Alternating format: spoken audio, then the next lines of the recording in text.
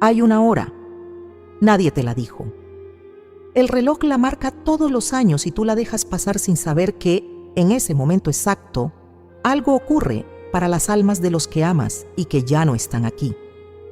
Pentecostés tiene muchos momentos, pero hay uno distinto, una hora que el Espíritu Santo marcó con fuego hace 2000 años y que la Iglesia guardó en su liturgia como si supiera que un día alguien como tú necesitaría escuchar esto.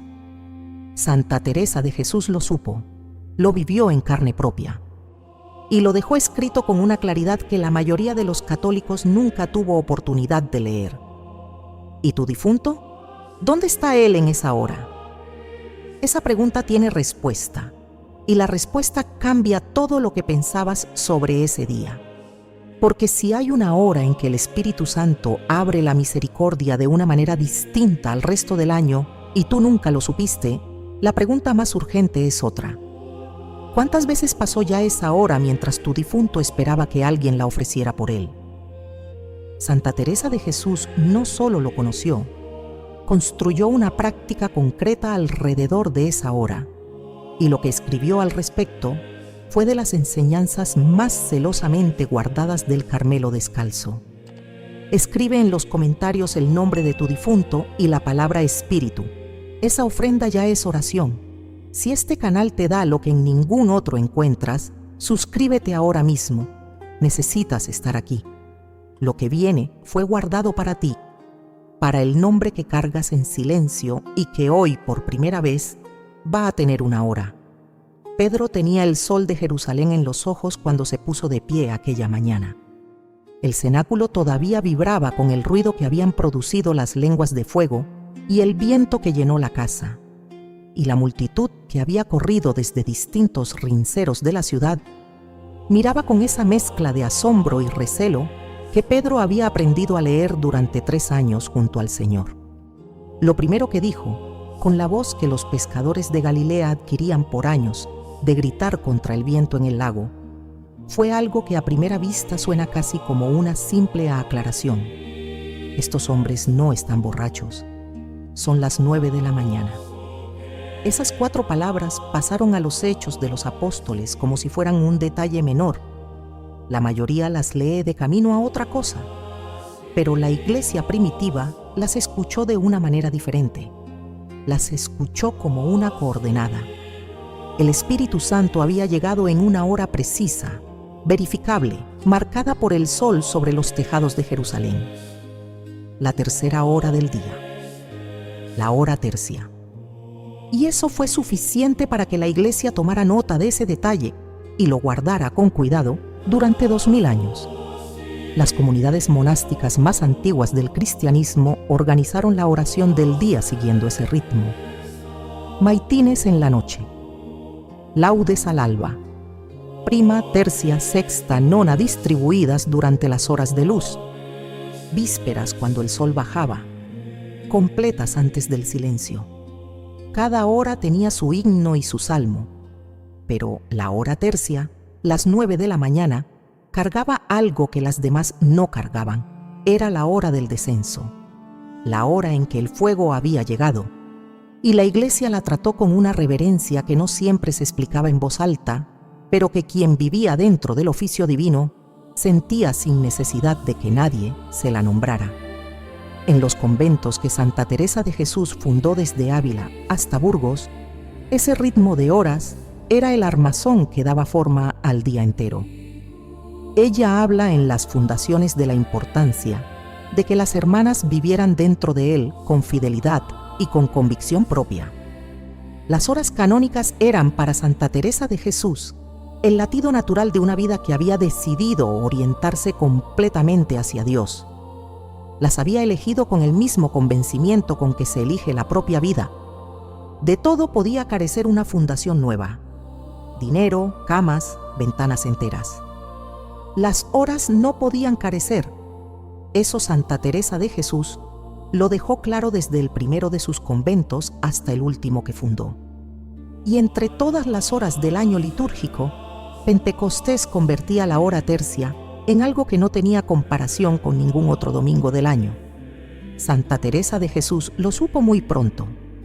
Lo supo de esa manera en que se saben las cosas que vienen de la oración y no del estudio, con una certeza que crecía en silencio y que luego, mucho después, encontraba las palabras para decirse a sí misma.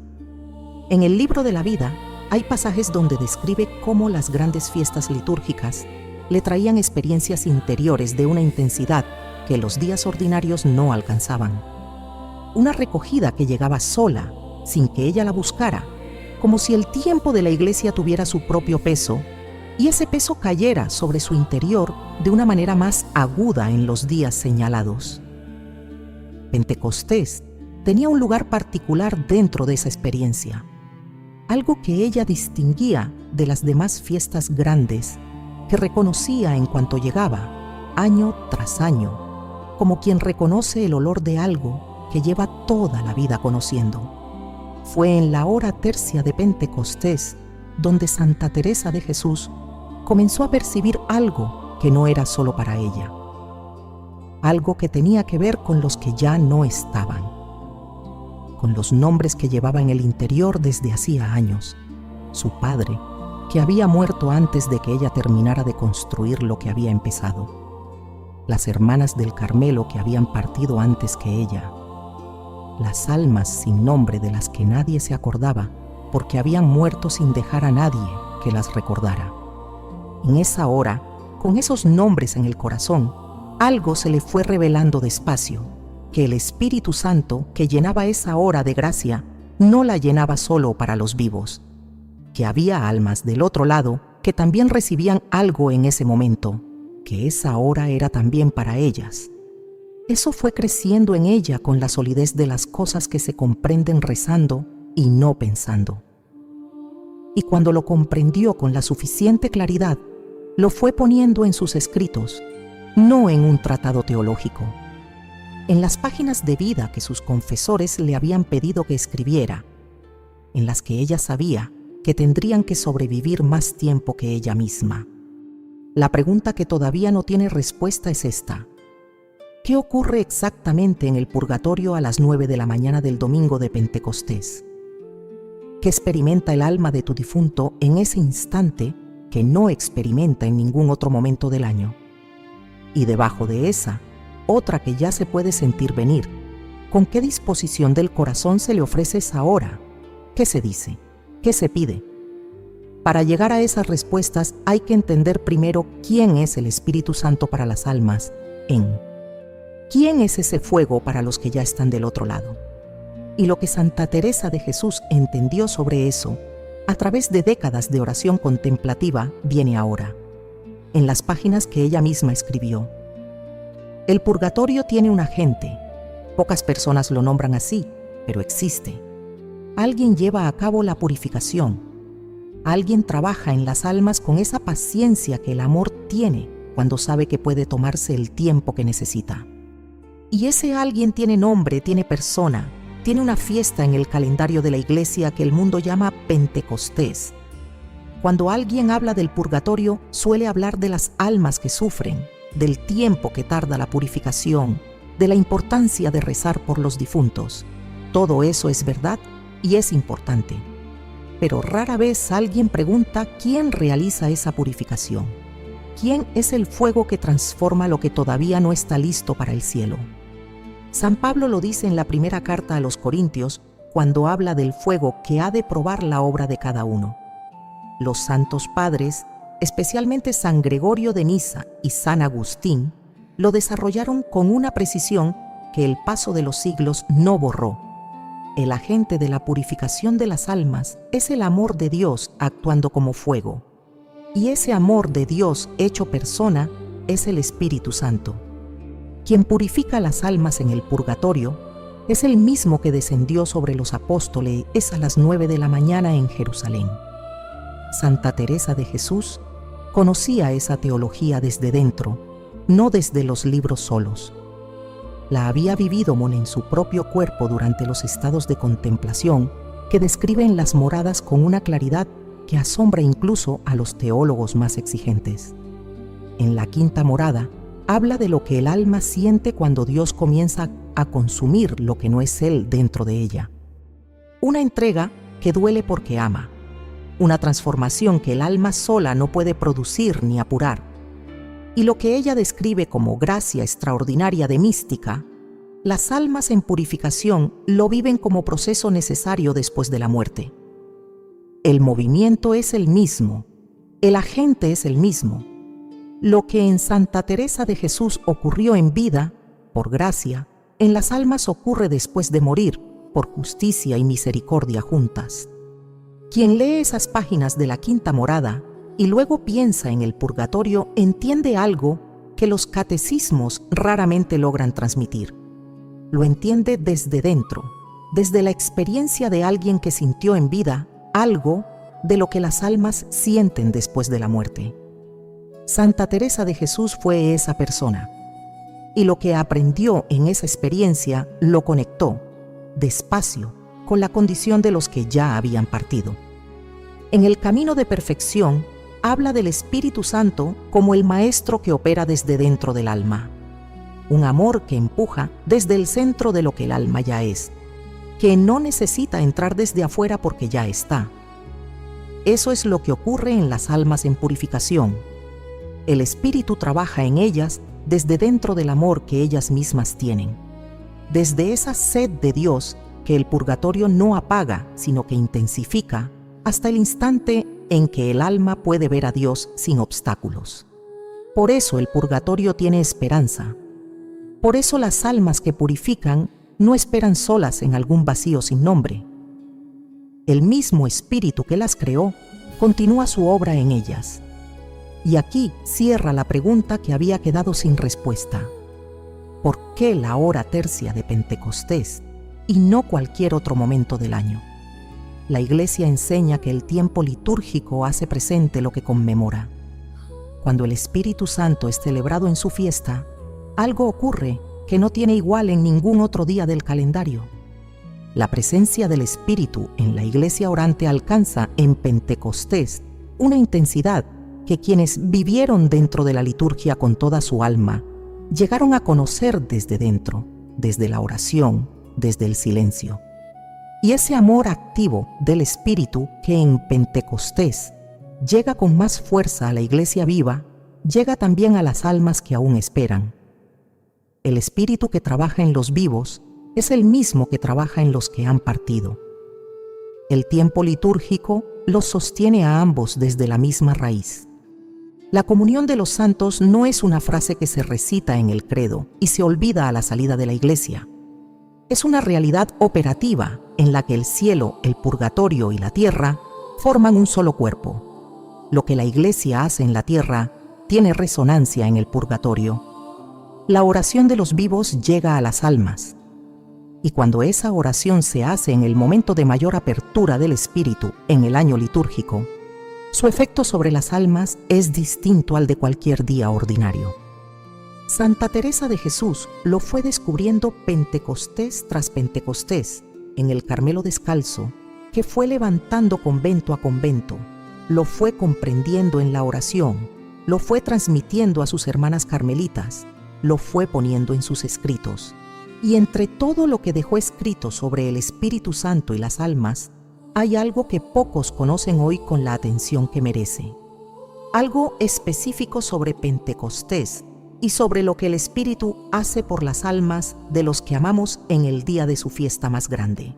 Ahora bien, hay una diferencia entre saber que Santa Teresa de Jesús llegó a este conocimiento y poder leer, con sus propias palabras, lo que dejó escrito sobre ello.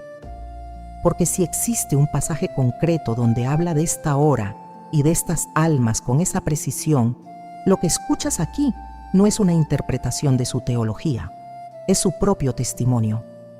¿Existe ese pasaje? La respuesta es sí. El pasaje existe, y lo que dice tiene el peso de quien no estaba haciendo teología de escritorio. Lo escribió a alguien que lo había visto con sus propios ojos. Antes de que el sol tocara las piedras del claustro en los conventos que fundó Santa Teresa de Jesús, ya había luz en la capilla. Las hermanas carmelitas descalzas madrugaban de una manera que pocas personas del mundo exterior comprenden hasta que lo ven de cerca. El día comenzaba en la oscuridad, con el frío de las piedras del coro y el calor que venía solo de la oración. Ese comienzo, antes del amanecer, no era una penitencia impuesta desde afuera. Era la elección repetida cada mañana de decirle a Dios, antes de que llegara ninguna otra cosa, que Él era lo primero. Y Santa Teresa de Jesús no solo lo exigía a sus hermanas, lo vivía ella la primera, con el mismo convencimiento de quien sabe que lo que enseña sin vivirlo es ruido y nada más. En las fundaciones describe con qué cuidado construyó ese ritmo de oración en cada uno de los conventos que fue levantando. Los detalles prácticos que protegía con una firmeza que a veces desconcertaba a sus colaboradores más cercanos. Las horas de oración mental, el silencio en los momentos designados para él, la puntualidad con que las hermanas debían llegar al coro cuando la campana sonaba. Una fundación podía arrancar sin muchas cosas. Sin ese ritmo no arrancaba. Porque Santa Teresa de Jesús sabía, con la convicción de quien lo había verificado en su propio interior durante décadas, que la estructura de la oración forma el alma de una manera que ninguna instrucción verbal puede reemplazar. El ritmo llega desde afuera al principio y termina siendo lo más propio que una persona tiene. Por eso lo protegía como protegería cualquier madre lo que sabe que sus hijos van a necesitar cuando ella ya no esté. Dentro de ese ritmo que ella cuidaba con tanta precisión durante todo el año, llegaba Pentecostés. Y Pentecostés era diferente. Lo dice en varios momentos del libro de la vida, con esa mezcla de precisión y humildad que caracteriza su manera de hablar de las cosas interiores. En las grandes fiestas del año litúrgico, algo ocurría en su interior que en los días ordinarios no llegaba con esa fuerza. Una recogida súbita que se instalaba sin que ella la buscara. Una quietud que tomaba el control antes de que tuviera tiempo de decidir si quería o no. Y en Pentecostés, esa experiencia alcanzaba una intensidad que distinguía de las demás fiestas grandes sin poder siempre explicar la diferencia con palabras exactas. Solo sabía que llegaba. Y que cuando llegaba, traía algo que tenía que ver no solo con ella, sino con otros. La hora tercia en el convento durante el domingo de Pentecostés tenía una textura diferente al resto de las semanas del año. La campana que llamaba a las hermanas al coro sonaba igual que cualquier otro día. Las piedras eran las mismas. El frío de las mañanas castellanas no distinguía entre fiestas y días ordinarios. Pero quien había pasado tiempo suficiente dentro de ese ritmo de oración lo sentía en cuanto cruzaba el umbral del coro esa mañana de Pentecostés. Algo en el ambiente del coro, algo que no se veía ni se tocaba, pero que era tan real como el olor de la piedra húmeda, decía que ese momento era distinto de cualquier hora tercia de cualquier otro domingo del año. Y no era sugestión. Era algo que unas hermanas percibían más que otras, pero que ninguna de las que habían vivido suficiente tiempo dentro de ese Carmelo descalzo ponía en duda cuando llegaba el día. El himno que la Iglesia asigna específicamente a la hora tercia, el Nunc Sancte Nobis Spiritus, pedía al Espíritu Santo que se infundiera en el corazón de quien lo cantaba. Las hermanas lo cantaban todos los días a esa hora, el año entero, pero en Pentecostés esas palabras no pesaban lo mismo que en un jueves de febrero. Las cantaban con la conciencia de que ese día el Espíritu estaba más cerca de lo que usualmente se siente que está. Que la fiesta no era solo un recuerdo de algo que había ocurrido 2000 años atrás en Jerusalén, sino una apertura real, activa, que el tiempo litúrgico producía aquí y ahora en el coro del convento. Y Santa Teresa de Jesús cantaba ese himno con algo que las hermanas que la observaban aprendieron con el tiempo a reconocer, una concentración que iba más allá de lo que la devoción ordinaria produce en el rostro de una persona. Una de las hermanas que vivió con ella en los primeros años de la Reforma Carmelita describió, en los procesos de beatificación, algo que varias habían observado más de una vez durante los Pentecostés del convento. La madre se quedaba en el coro después de que terminaba la hora tercia, cuando las demás ya habían salido hacia sus oficios, inmóvil de una manera que no era sueño ni distracción, con las manos sobre el breviario y los ojos abiertos en dirección al altar, pero con una presencia interior que claramente estaba en otro lugar que no era el coro de Piedra Fría de Ávila. Las hermanas habían aprendido a no interrumpirla en esos momentos. Sabían que algo ocurría en ella que pertenecía a un tiempo distinto al del reloj del claustro. Esperaban en silencio. Algunas rezaban. Otras sencillamente se quedaban cerca sin hacer nada, porque estar cerca de eso, sin entenderlo del todo, ya les parecía un privilegio que no merecían, pero que recibían. Y cuando Santa Teresa de Jesús regresaba de ese estado, decía poco. Las cosas que había vivido ahí dentro no eran del tipo que se explican en el corredor entre el coro y el refectorio. Pero en una de esas ocasiones, según el testimonio que quedó registrado, dijo algo que ninguna de las presentes olvidó, que en esa hora había almas que recibían lo que los vivos pocas veces recordaban darles, que en esa hora el Espíritu Santo no pasaba de largo ante las que esperaban del otro lado. Las hermanas que lo escucharon no lo entendieron del todo en ese momento. Lo fueron entendiendo después, con los años, leyendo sus escritos, recordando las conversaciones que habían tenido con ella sobre las almas y sobre la intercesión. Entendieron que Santa Teresa de Jesús no había llegado a ese conocimiento de golpe.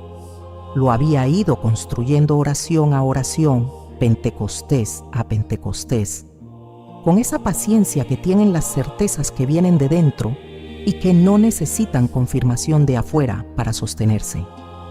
Lo que ella sabía sobre las almas y sobre esa hora era algo que sabía porque lo había vivido. Y lo que se sabe porque se ha vivido tiene una consistencia que lo que se sabe solo por haberlo leído no alcanza jamás. Lo fue poniendo en sus escritos con la misma claridad con que ponía todo lo que le importaba que quedara claro, no en el lugar más visible de sus libros, sino en los pasajes donde hablaba de su vida de oración, con el tipo de franqueza que sus confesores le habían pedido.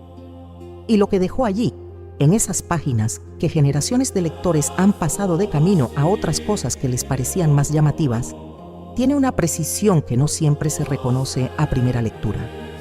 Pero quien se detiene en ello con la atención suficiente, encuentra algo que cambia la manera de entender Pentecostés para el resto de su vida. Lo que Santa Teresa de Jesús dejó escrito sobre esa hora y esas almas llega ahora, con sus propias palabras, con la precisión de alguien que no estaba construyendo una teoría sino describiendo lo que había visto. Existe un pasaje en los escritos de Santa Teresa de Jesús que muy pocos han leído con la atención que merece.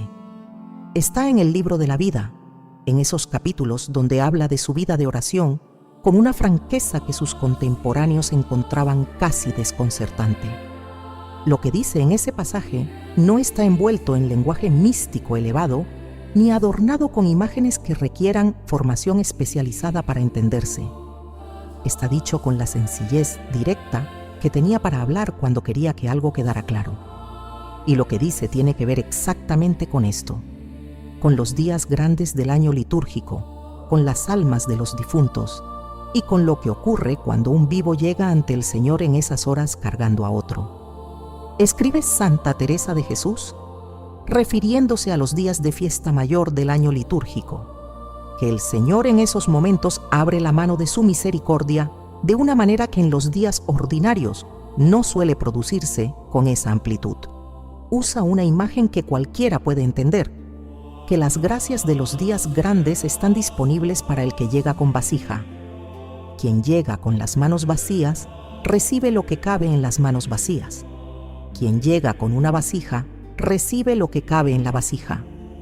Y la vasija, escribe Santa Teresa de Jesús, con una precisión que vale releer despacio, puede ser el nombre de un difunto tanto como el propio nombre. Quien llega ante el Señor en uno de esos días grandes cargando a alguien que ya no puede llegar solo, lleva una vasija con capacidad doble. y el Señor llena lo que se le presenta. Esa imagen del manantial y la vasija la usa en varios momentos de sus escritos, pero en este pasaje concreto la aplica a las almas de los difuntos de una manera que no da lugar a interpretaciones vagas. El que llega en los días grandes llevando a otro, recibe para ese otro una porción de gracia que en cualquier otro momento del año requeriría mucho más tiempo de intercesión acumulada para alcanzar el mismo efecto.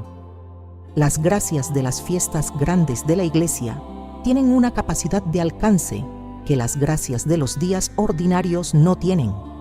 Y esa diferencia de alcance, escribe Santa Teresa de Jesús, es real, concreta, verificable en los resultados que la oración produce sobre las almas cuando se hace en el momento adecuado. Con esto cierra la tercera pregunta que había quedado abierta. ¿Qué ocurre exactamente en la hora tercia de Pentecostés para las almas en purificación? Lo que ocurre es que ese momento es la intersección entre dos realidades que Santa Teresa de Jesús comprendió a través de décadas de oración y que sus escritos conectan con una claridad que asombra cuando se leen con atención. Primera realidad. El Espíritu Santo es el agente de la purificación de las almas, y en Pentecostés su presencia activa alcanza en el tiempo litúrgico una intensidad que no tiene igual en ningún otro día del año. Segunda realidad. Las gracias de los días grandes están disponibles no solo para los vivos que asisten a la celebración, sino también para quienes los vivos llevan cargados en el corazón cuando se acercan. Cuando esas dos realidades coinciden en la hora tercia del domingo de Pentecostés, lo que el alma del difunto recibe en ese instante tiene una fuerza que el resto del año no produce de la misma manera. La doctrina de la Iglesia acompaña esto con una coherencia que pocas veces se subraya con suficiente claridad.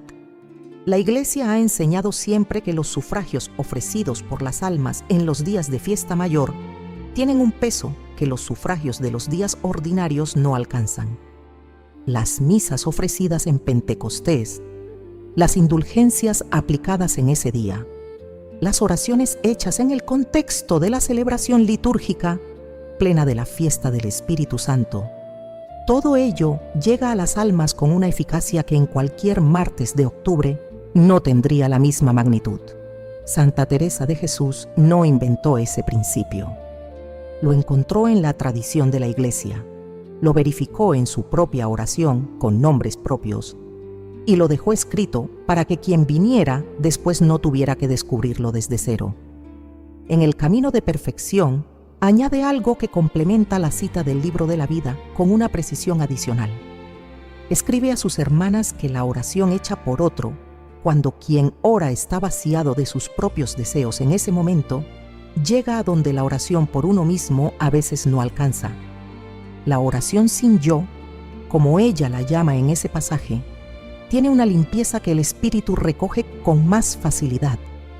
El que intercede por las almas en los días de mayor apertura de la gracia, vaciado de sí mismo en ese instante, se convierte en un canal de una anchura que la oración centrada en los propios intereses nunca tendrá.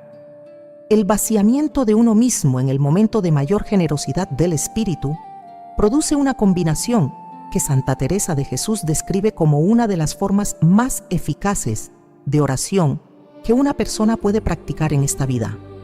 La cita existe, la doctrina la sostiene, el testimonio personal de Santa Teresa de Jesús la confirma desde dentro, desde la oración, desde haber visto los efectos en personas con nombre y apellido. El tercer loop cierra aquí con una autoridad que no proviene de deducciones de teólogos de escritorio. Proviene de alguien que rezó en esa hora con esos nombres en el corazón y vio lo que ocurrió del otro lado. Lo que falta saber ahora es que experimenta exactamente el alma de tu difunto cuando esa hora llega y alguien del lado de los vivos la ofrece por ella. ¿Qué siente? ¿Qué recibe? ¿Qué cambia en su condición en ese instante que en ningún otro momento del año cambia de la misma manera? Porque si el efecto de la intercesión en esa hora es real, tiene que ser posible describir qué produce en el alma que la recibe. Y Santa Teresa de Jesús que describió con precisión casi todo lo que la oración le mostró, también describió eso. Piensa en el alma de tu difunto. ¿Dónde está ahora mismo, en este instante mientras escuchas esto? La imagen que la mayoría de los católicos tiene del purgatorio es la de un lugar de espera pasiva, algo parecido a una sala donde las almas aguardan sentadas hasta que alguien las recuerda. Esa imagen es comprensible porque la muerte nos parece lo más quieto que existe, pero está equivocada. Y entender por qué está equivocada cambia completamente la manera de comprender lo que ocurre en el alma de tu difunto a las 9 de la mañana del domingo de Pentecostés. El purgatorio no es una sala de espera, es un estado de transformación activa e intensa, más activa en ciertos momentos que en los que los vivos alcanzamos en nuestra mejor oración. Las almas en purificación están conscientes, están despiertas, están en un estado de actividad espiritual que los que vivimos en este lado raramente alcanzamos en esta vida. Lo que el alma quiere en el purgatorio es exactamente lo que el purgatorio le da: avanzar hacia Dios, arder más rápido, limpiar con mayor urgencia lo que todavía la separa de Él.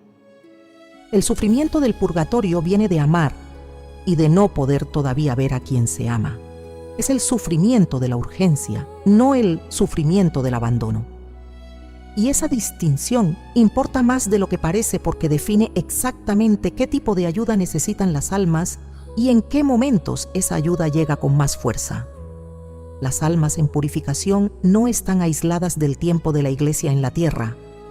Los santos padres lo afirmaron desde los primeros siglos con una convicción que la Iglesia ha sostenido sin cambios hasta hoy. Las almas que están en purificación pertenecen todavía al mismo cuerpo que los vivos y los santos del cielo. La comunión de los santos no termina con la muerte. Dentro de esa comunión, lo que ocurre en la Iglesia orante en la tierra tiene resonancia en el purgatorio.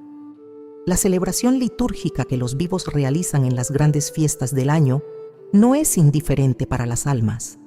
Les llega, las afecta, las alcanza de una manera que la teología ha descrito con cuidado y que quienes rezaron por las almas con la mayor intensidad llegaron a conocer desde adentro. San Agustín lo afirma en el Sermón 172. La oración de la Iglesia por las almas tiene un efecto real sobre su condición. No es un gesto piadoso de los vivos sin consecuencias del otro lado. Es una acción que produce un cambio. Y si la oración ordinaria de un día ordinario produce ese cambio, la oración hecha en el momento de mayor apertura de la gracia en el año litúrgico produce un cambio de una magnitud distinta. El efecto se amplifica porque la fuente desde la que fluye la gracia está en ese momento más abierta que en ningún otro punto del calendario. Santa Teresa de Jesús lo desarrolla en las moradas con una frase que pocos lectores subrayan con suficiente atención. Escribe que el alma contemplativa, en los estados más altos de unión con Dios, comienza a percibir algo de la condición de las almas que están del otro lado. Una resonancia con lo que ocurre en la Iglesia, con su ritmo litúrgico, con sus momentos de gracia concentrada. Y a partir de esa experiencia, concluye algo que para ella era convicción vivida y no hipótesis teológica, que las almas en purificación sienten el pulso de la Iglesia orante, que cuando la Iglesia se concentra en una fiesta grande como Pentecostés, ese pulso les llega con más fuerza que en cualquier domingo ordinario. El mismo espíritu que trabaja en los vivos dentro de la celebración litúrgica, trabaja con esa misma intensidad en las almas que están del otro lado, porque el Espíritu Santo no tiene dos modos de operar, según el lado del velo en que se encuentre quien lo recibe. Opera con el mismo amor en los dos lugares a la vez. En la hora tercia del domingo de Pentecostés, ese pulso llega a las almas con una intensidad que el resto del año no produce. El Espíritu Santo, que es el agente activo de su purificación, obra en ellas en su propia fiesta con una concentración de amor que el alma en purificación recibe como un alivio que la acerca a Dios de una manera que sin esa gracia le tomaría mucho más tiempo alcanzar. El proceso de purificación se intensifica. El sufrimiento de la urgencia, ese dolor de amar y no poder todavía ver, se alivia con una eficacia que las almas sienten y que las acerca al instante en que podrán ver a Dios sin nada que se interponga entre ellas y Él. Piensa en esto. Tu difunto, en ese estado de urgencia que es el purgatorio, con esa sed de Dios, que es el sufrimiento más puro que existe, recibe a las 9 de la mañana del domingo de Pentecostés una acción del Espíritu Santo sobre él de una intensidad distinta a la de cualquier otro momento del año. Y si en ese momento hay alguien en la tierra que lo nombra, que ofrece esa hora por él con el corazón vaciado de lo propio, la gracia se multiplica de una manera que Santa Teresa de Jesús vio ocurrir con nombres propios y lo dejó documentado en sus escritos. Eso es lo que pasa del otro lado a las 9 de la mañana. Eso es lo que el alma de tu difunto recibe si alguien en la tierra recuerda ofrecerle esa hora con conciencia de lo que esa hora es. La pregunta que todavía queda sin responder es la más práctica de todas y la que más importa para quien escucha esto y piensa en el nombre que lleva. ¿Cómo se hace exactamente? ¿Qué se necesita? ¿Desde qué disposición del corazón? ¿Se necesita estar en misa? ¿Puede hacerse en casa, en el carro, en el silencio de un cuarto? Santa Teresa de Jesús lo enseñó con una sencillez que sus hermanas no olvidaron. Y lo que enseñó no era para monjas solas, era para todo el que tuviera corazón y quisiera usarlo a favor de alguien que ya no tiene el suyo en este mundo. Santa Teresa de Jesús tenía muy poca paciencia con la vaguedad espiritual. Quien la lee con atención lo nota enseguida.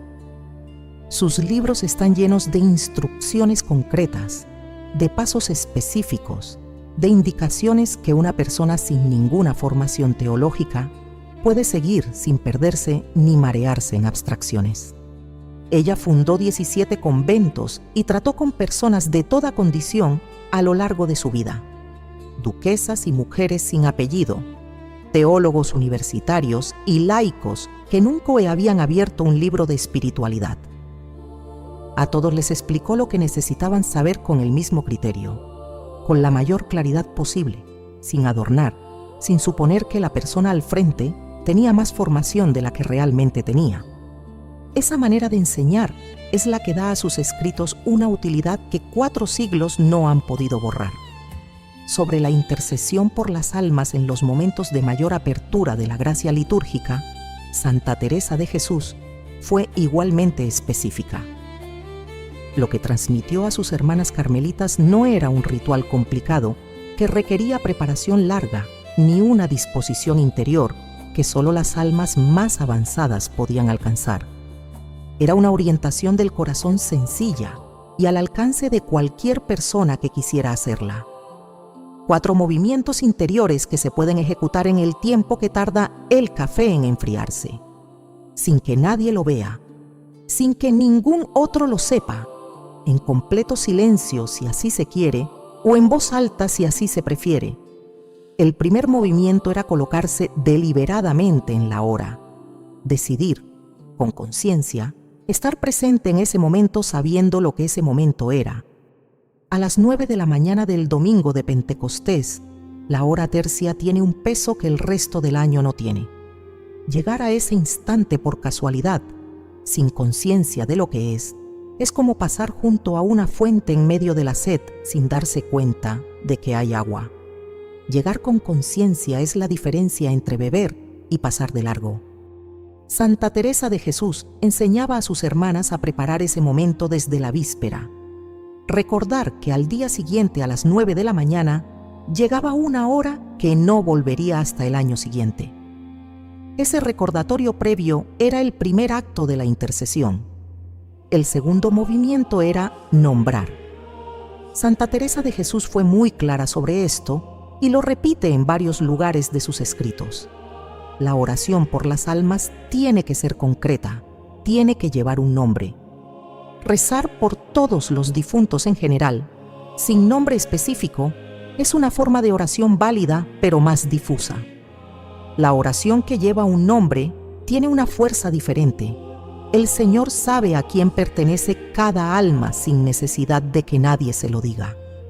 Pero el corazón del que ora se afina cuando pronuncia un nombre, se orienta, se compromete de una manera que la oración genérica no produce.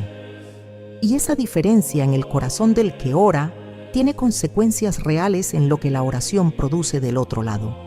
El tercer movimiento era el más exigente de los 4, aunque Santa Teresa de Jesús lo describía con una sencillez que hacía parecer alcanzable lo que en otro contexto podría sonar heroico.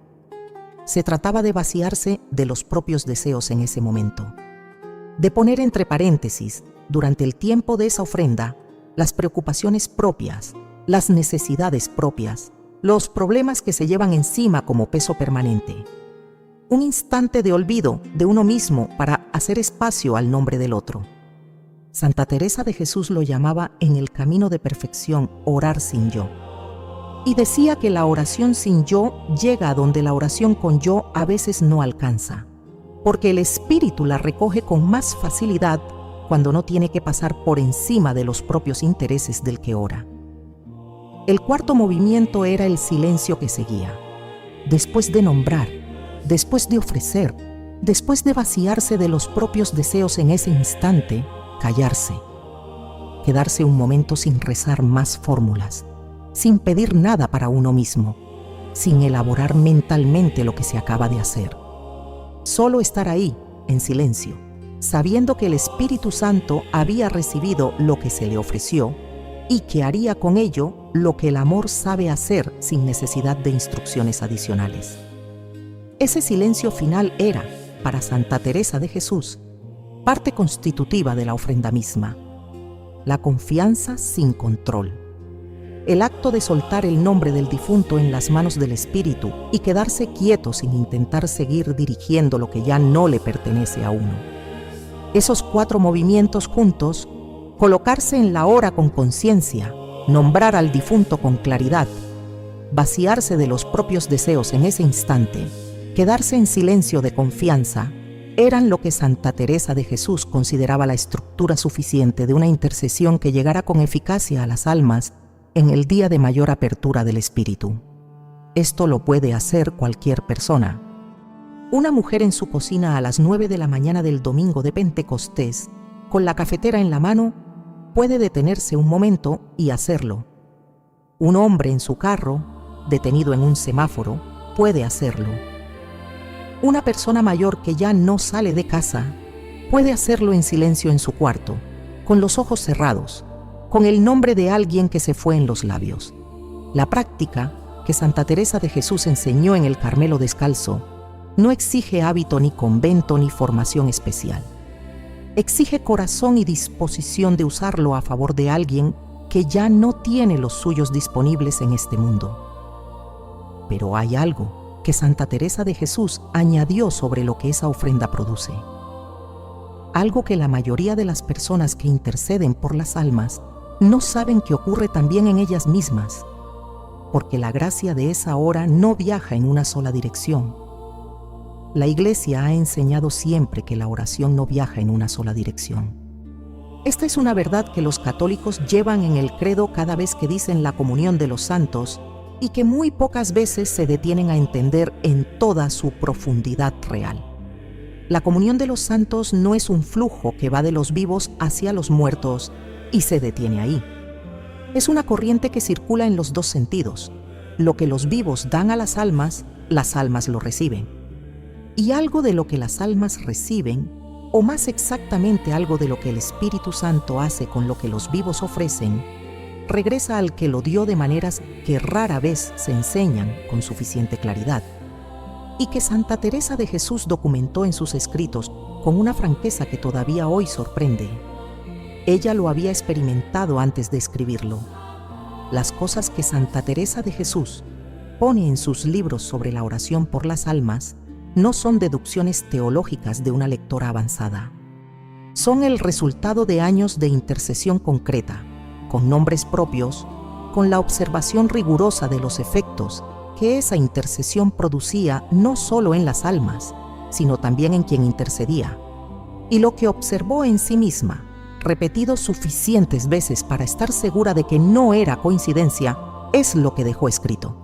En el camino de perfección, escribe a sus hermanas algo que parece sencillo a primera lectura, pero que tiene una profundidad que se va descubriendo despacio. Dice que quien ora por las almas en los momentos de mayor apertura de la gracia, no sale de esa oración de la misma manera en que entró, que algo le regresa, algo que ella no intenta describir con demasiada precisión, porque sabe que las palabras se quedan cortas para lo interior, pero que reconoce claramente como una gracia que el intercesor no había pedido para sí mismo y que el Espíritu Santo le da de manera espontánea, como consecuencia natural de haber servido de canal para otro. El que se vació de sus propios deseos para hacer espacio al nombre del difunto, sale de ese vaciamiento con algo que no tenía antes de entrar. La teología tiene un nombre técnico para este fenómeno: la gracia que redunda en el intercesor. Pero Santa Teresa de Jesús no lo llama por ningún nombre técnico en sus escritos. Lo describe desde la experiencia directa. Dice que después de haber ofrecido algo por las almas en los días de gracia concentrada, se quedaba con una paz interior que en ese momento no venía de ningún motivo propio, con una claridad del alma que no podía atribuirse a nada que hubiera hecho para sí misma, con una facilidad para la oración en los días que seguían que era notablemente mayor que en los días anteriores a la intercesión.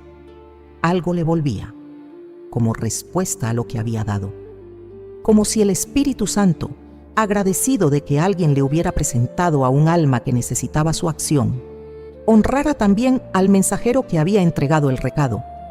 Y si eso ocurría en cualquier intercesión por las almas, hecha con la disposición correcta en un día ordinario, en la hora tercia de Pentecostés, esa respuesta llegaba con una fuerza que Santa Teresa de Jesús distinguía claramente del resto de sus experiencias de intercesión a lo largo del año.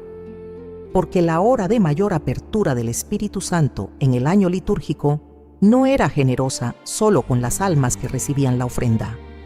Era generosa también con quien la ofrecía. El mismo Espíritu que intensificaba su obra en las almas del purgatorio en esa hora, actuaba también en el corazón del intercesor con una profundidad y una suavidad que el resto del año no producían de la misma manera. Ofreces esta hora por tu difunto.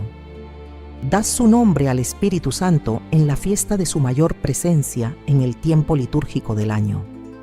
Y el Espíritu, que no es avaro con quien le abre la puerta, actúa sobre el alma de tu difunto con una intensidad extraordinaria y sobre ti, sobre lo que llevas cargado desde que ese difunto se fue, sobre el duelo que todavía no sabes exactamente cómo llevar, sobre la pregunta sin respuesta de si estuvo bien, de si está bien ahora, de si llegó a donde tenía que llegar.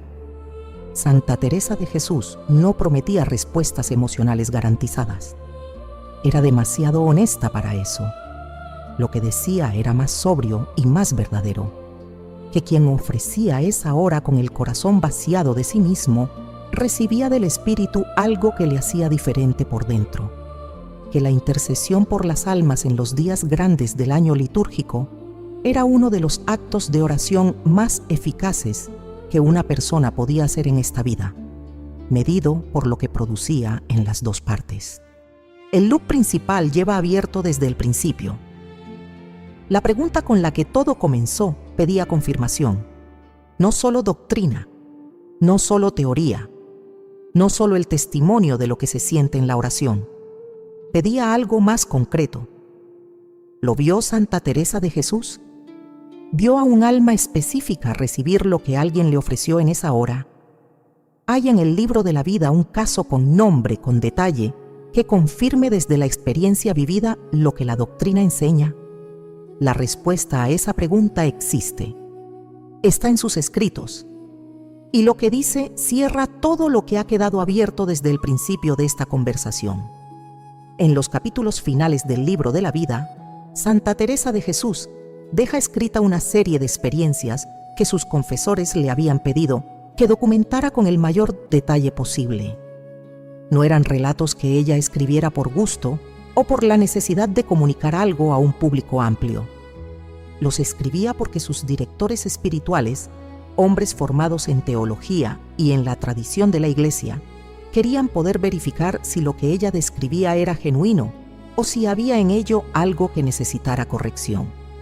Y Santa Teresa de Jesús los escribió con la misma franqueza con que respondía a una pregunta directa en conversación, sin adornar, sin exagerar, sin omitir lo que podría resultar difícil de creer, y sin tampoco callarlo por miedo a lo que los demás pudieran pensar.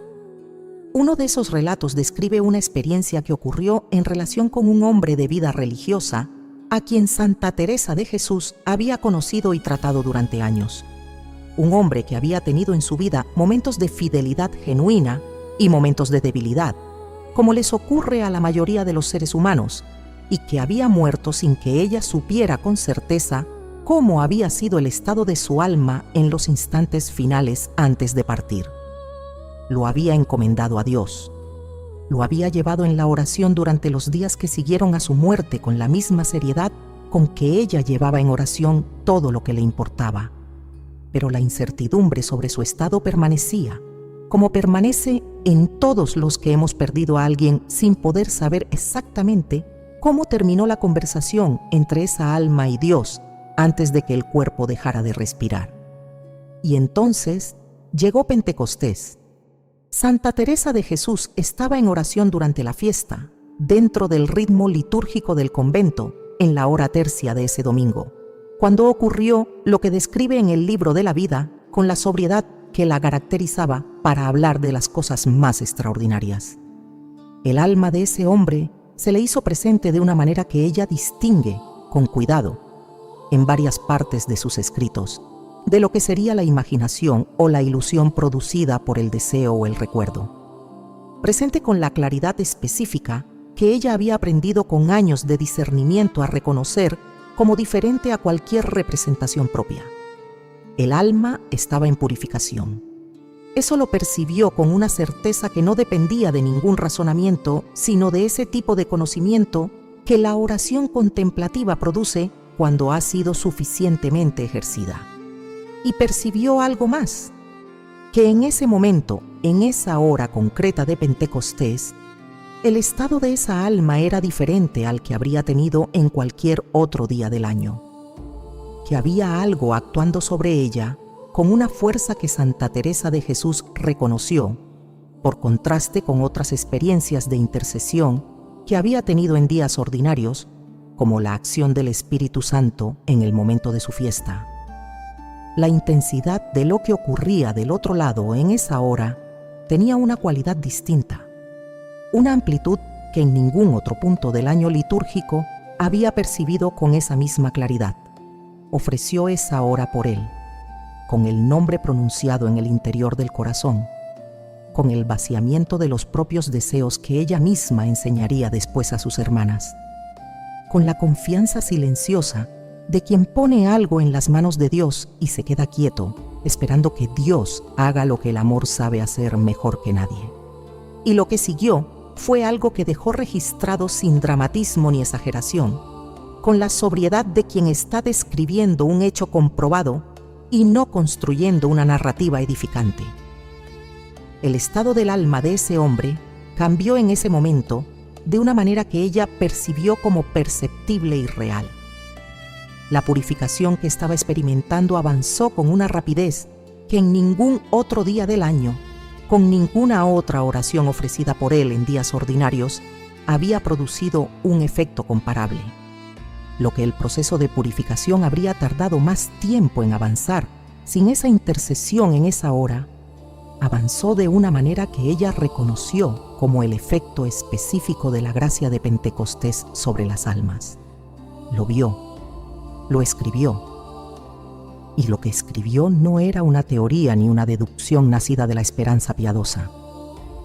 Era el informe de un testigo que había estado presente con la atención que ella sabía poner en las cosas que la oración le mostraba. Aquí cierra el loop que quedó abierto desde el comienzo de todo esto. La pregunta con la que comenzó tenía respuesta. Si existe una hora en Pentecostés, en que las almas fallecidas reciben las gracias del Espíritu Santo de una manera distinta al resto del año. Sí lo confirmó Santa Teresa de Jesús, y lo confirmó de la única manera que le importaba confirmar las cosas, desde la oración, desde la experiencia concreta, desde haberlo visto con sus propios ojos y haberlo puesto por escrito con su propia mano para que quien viniera después no tuviera que descubrirlo desde cero. La hora tercia, las 9 de la mañana del domingo de Pentecostés. El nombre que llevas desde que esa persona se fue. Ese nombre tiene ahora una hora concreta en el año litúrgico, en que el Espíritu Santo actúa sobre esa alma con una intensidad que ningún otro momento del año produce igual. Una hora en que tu ofrenda llega más lejos de lo que imaginas, y en que algo de lo que el Espíritu da para ese alma regresa también a ti, de maneras que no esperabas y que no pediste, porque la generosidad del Espíritu Santo en su fiesta no conoce destinatario único. Lo que queda por decir es cómo llevar esto al resto de tu vida. Cómo dejar que esta hora que acabas de encontrar cambie la manera en que vives los Pentecostés que todavía tienes por delante. Lo que llegaste a escuchar aquí es un conocimiento que la mayoría de los católicos lleva toda la vida sin recibir con esta claridad. Sabías que Pentecostés era importante. Sabías que el Espíritu Santo tenía una fiesta en el calendario de la Iglesia. Pero no sabías que había una hora concreta dentro de esa fiesta en que las almas de los que amas y que ya no están aquí reciben algo que ningún otro momento del año produce con la misma fuerza. Y que Santa Teresa de Jesús no solo lo supo, sino que lo vio, lo vivió en la oración, lo verificó con nombres propios en el libro de la vida y lo dejó escrito para que llegara hasta este instante en que lo estás escuchando. Llevas un nombre, lo has llevado desde que esa persona se fue.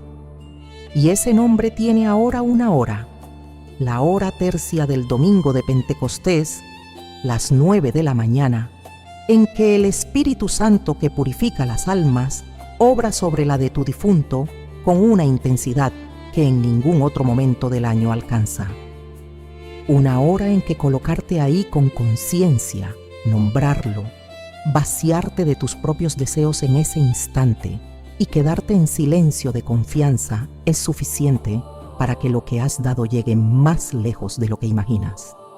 Y para que algo de lo que el Espíritu da para esa alma regrese también a ti, porque la generosidad del Espíritu Santo en su fiesta no conoce destinatario único. Lo que recibiste hoy no es información, es un regalo que viene desde los conventos del Carmelo Descalzo, desde la celda de una mujer que pasó Pentecostés tras Pentecostés arrodillada con esos nombres en el corazón, hasta aquí, hasta tu corazón y hasta el nombre que llevas en él. Esa mujer que te ha acompañado desde el principio de esta conversación tenía mucho más que decir. Santa Teresa de Jesús pasó toda su vida adulta aprendiendo y documentando cosas que la Iglesia guarda en sus escritos, pero que la mayoría de los católicos nunca llega a conocer porque nadie se las acerca con el tiempo y la atención que merecen. Lo que acabas de recibir sobre Pentecostés y las almas es uno de esos conocimientos, pero hay más, muchos más. Piensa en lo que significa conocer a alguien que vivió más de 40 años en el interior de la oración contemplativa, con los ojos del alma más abiertos de lo que la mayoría de nosotros los tenemos aunque vivamos 100 años, y que además tuvo la gracia de escribir lo que vio con una claridad y una franqueza que 4 siglos de lectores no han agotado. Lo que Santa Teresa de Jesús dejó escrito sobre las almas, sobre el más allá, sobre la manera en que Dios trata a los que han partido de este mundo, sobre los momentos en que los vivos pueden darles más de lo que imagina la devoción ordinaria. Es un territorio enorme, y la mayoría de ese territorio está sin explorar para quien nunca ha tenido acceso a alguien que lo recorra con la atención debida. Lo que recibiste hoy sobre la hora tercia de Pentecostés fue un pasaje de ese territorio, solo uno. Y el pasaje que sigue está esperando. No porque lo que viene sea más dramático que lo que acabas de recibir, sino porque lo que viene responde a preguntas que probablemente ya están formándose en ti desde que escuchaste lo de hoy. Preguntas sobre las almas que no son solo las de Pentecostés, sobre los difuntos que llevas en el corazón el resto del año, sobre lo que Santa Teresa de Jesús enseñó para los días ordinarios, para los días de duelo, para los días en que el silencio sobre la persona que se fue pesa más que cualquier otra cosa, sobre lo que ella vio, con nombres propios, sobre almas que nadie más recordaba y que sin embargo encontraron el alivio que necesitaban, porque alguien con más amor que formación se acordó de ellas en el momento justo. Hay un camino de conocimiento que Santa Teresa de Jesús dejó trazado en sus escritos y que la mayoría de los católicos nunca recorre porque nadie los lleva de la mano por él con la paciencia suficiente. Aquí hay alguien que lo hace. Aquí hay un lugar donde ese conocimiento llega despacio, en profundidad, con la atención que las cosas del alma merecen y que la prisa del mundo ordinario no permite. Lo que espera al otro lado de esta conversación tiene la misma solidez y la misma temperatura que lo que acabas de recibir. Y lo que te va a mostrar sobre las almas de los que amas y sobre lo que Santa Teresa de Jesús dejó documentado al respecto, es algo que el tiempo que le dediques te va a devolver con una riqueza que hoy todavía no puedes calcular del todo. Cuando estés listo para continuar, el camino sigue. La próxima parada en él está esperando. Y lo que te va a mostrar tiene el mismo origen que todo lo que acabas de escuchar.